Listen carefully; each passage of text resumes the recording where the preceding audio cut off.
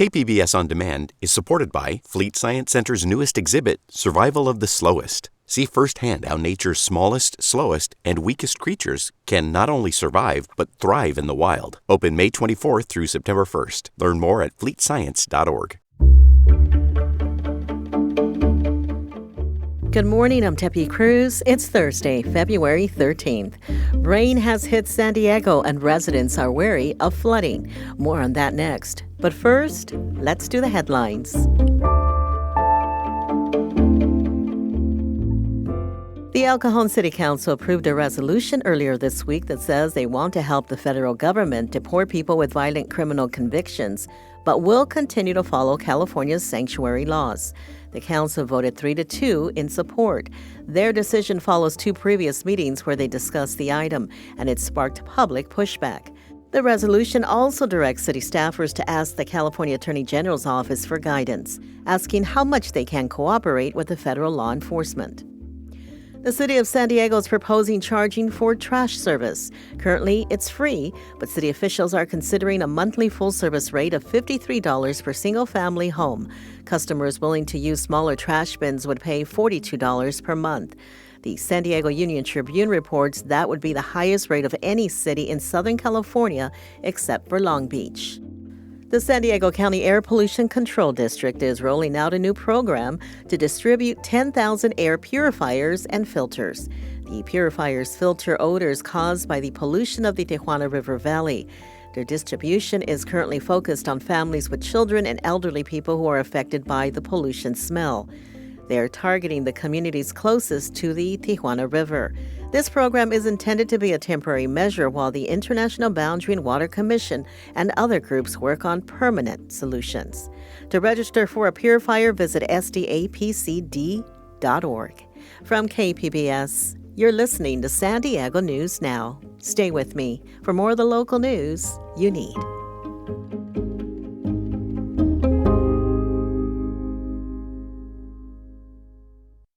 KPBS On Demand is supported by Latino Legacy Foundation, presenting their Storyteller series, Reach for the Stars with Ellen Ochoa, the first Latina astronaut, former NASA director, and San Diego native, Sunday, June 29th.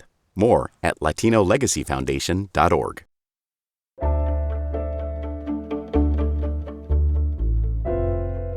An atmospheric river is expected to bring about 2 inches of rain to San Diego's inland valleys and up to 6 inches to the mountains by Friday. Reporter Melissa May says some community members are thinking about last year's flooding as they prepare for this big storm of the season. The National Weather Service warns there could be localized flooding in low-lying areas. Skyline resident Charles Demely picked up sandbags from the Martin Luther King Jr. Rec Center as a preventative measure. Because of what took place last year around about this time. The flood didn't damage his home, but many others lost theirs.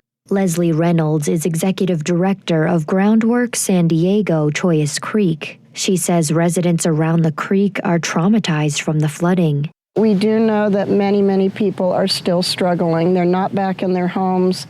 She says the watershed has been underinvested for decades, but the city of San Diego is now prioritizing maintenance of the creek.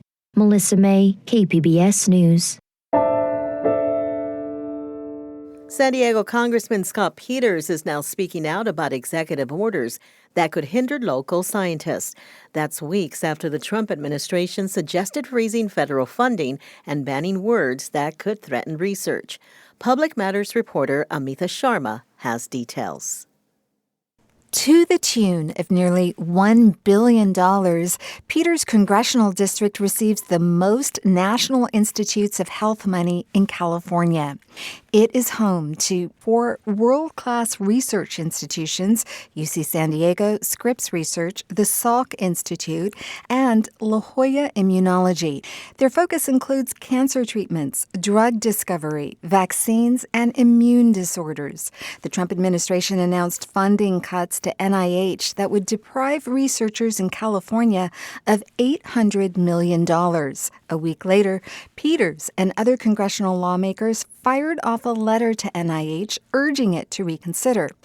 Local scientists have questioned whether Peters and his congressional colleagues are even fighting to safeguard their funding. Peters says he is. The United States of America elected Donald Trump to be the president. They elected a majority of people in the Senate and the House who apparently are not going to cross him. So we're in a tough position here. A federal judge has ordered the administration to delay NIH cuts, calling them flagrantly unlawful. Amita Sharma, KPBS News. San Diego County is projecting a budget deficit of nearly $140 million next fiscal year. Facing possible program cuts from Washington and uncertainties on how tariffs would affect the regional economy, Supervisor Tara Lawson-Remer wants to explore options to raise revenue.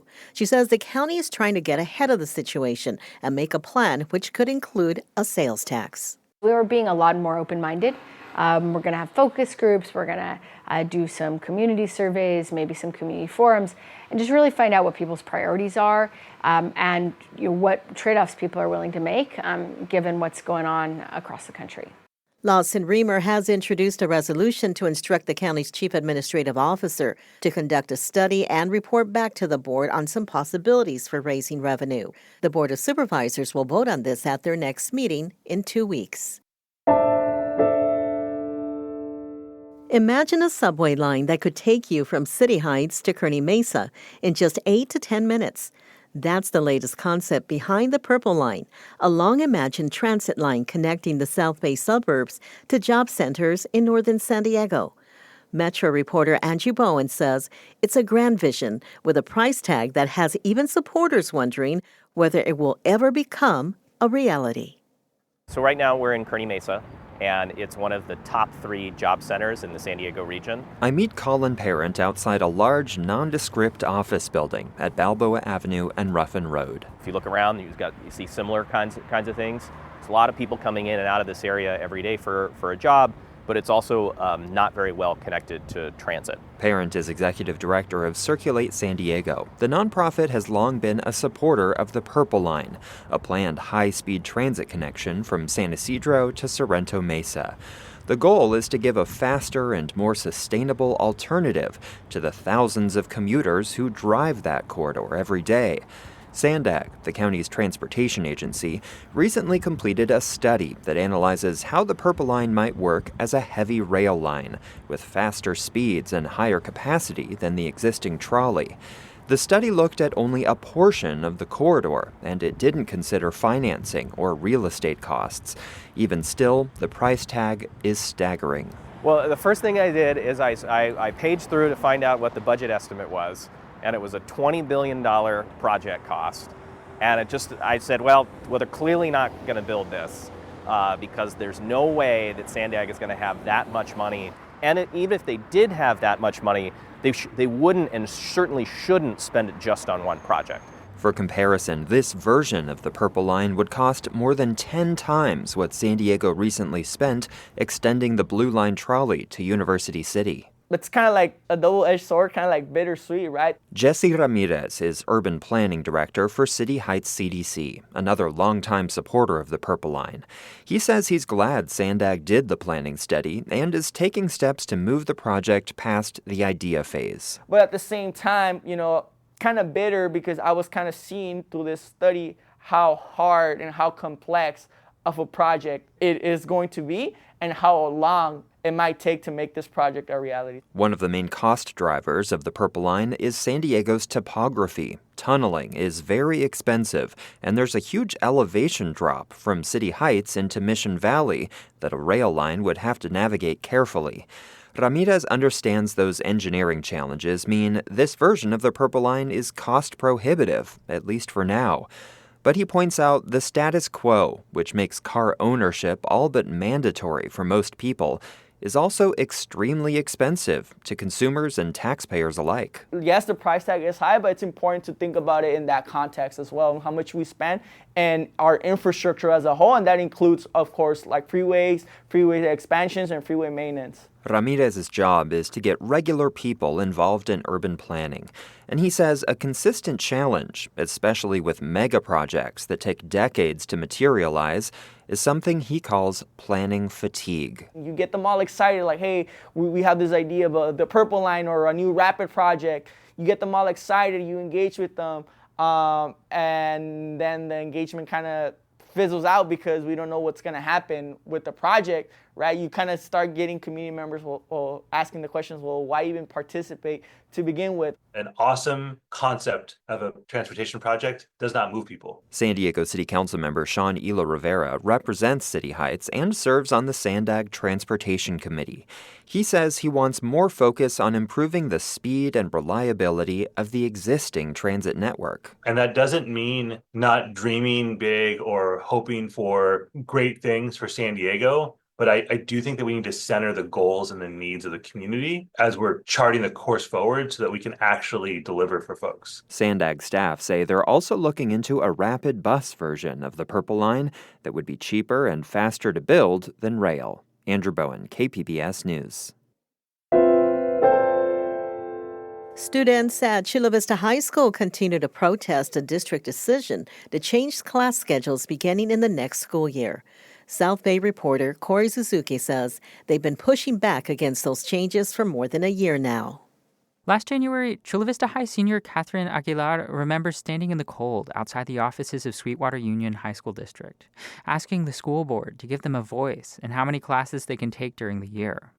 On Monday night, she was back again. It's been a year. It's been a very long year. We've been fighting for it.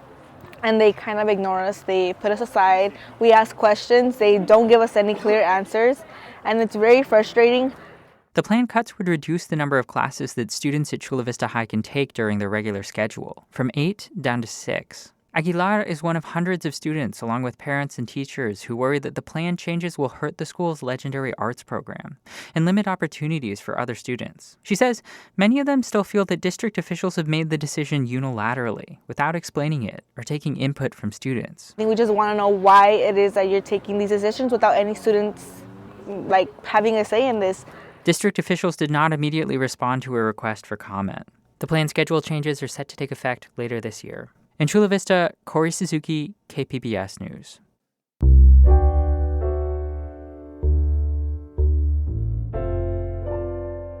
Well, if you tuned into our podcast yesterday, you heard Dave and Adam's love story. With Valentine's Day just around the corner, we bring you another story of San Diego love.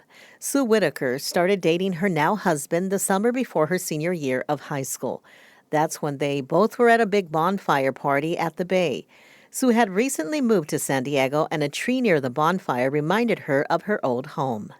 And so I climbed up on the branch to take a look at the view, and then I decided it was time to get down. So I was going to grab the branch and swing down. And unbeknownst to me, my now husband, came up behind me to help me down. He thought he was being really helpful. So I swung down on this branch, and I clocked him right in the lip. Sue felt terrible. I think he took advantage of the fact that I felt so bad. So we hung out together for the rest of the evening. And when we had the big bonfire and everything. That evening, he asked her out. A date turned into 3, and they stayed together through high school and even ended up at San Diego State together. But all those years later, still no proposal. I should tell you this, it took forever for him to propose. I guess I could have done it, but so we were together 8 years before we got married. The napkins at our wedding said, Sue and Mark, it's about time. To read more about Sue's love story or to read others, visit kpbs.org/lovestory. That's it for the podcast today. I'm Debbie Cruz. Thanks for listening and have a great Thursday.